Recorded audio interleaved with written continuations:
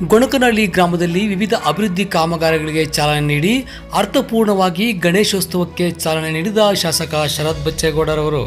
ಗಣಪತಿ ಹಬ್ಬ ಬಂತೆಂದರೆ ನಾಡಿನಾದ್ಯಂತ ಯುವಕರಿಗೆ ಸಡಗರ, ಸಂಭ್ರಮ, ಆಡಂಬರ, ಮೋಜು ಮಸ್ತಿ. ಆದರೆ ಇದಕ್ಕೆ ತದ್ವಿರುದ್ಧವಾಗಿ ಹೊಸಕೋಟೆ ತಾಲೂಕಿನ ಜಡಗೇನಹಳ್ಳಿ ಹೋಬಳಿಯ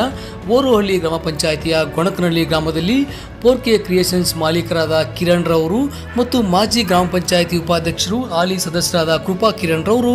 ಅರ್ಥಪೂರ್ಣವಾಗಿ ಗ್ರಾಮದಲ್ಲಿ ವಿವಿಧ ಅಭಿವೃದ್ಧಿ ಕಾಮಗಾರಿಗಳಿಗೆ ಚಾಲನೆ ನೀಡುವ ಮುಖಾಂತರವಾಗಿ ಪ್ರಥಮ ವರ್ಷದ ಗಣೇಶೋತ್ಸವವನ್ನು ಆಚರಿಸಿದ್ದಾರೆ.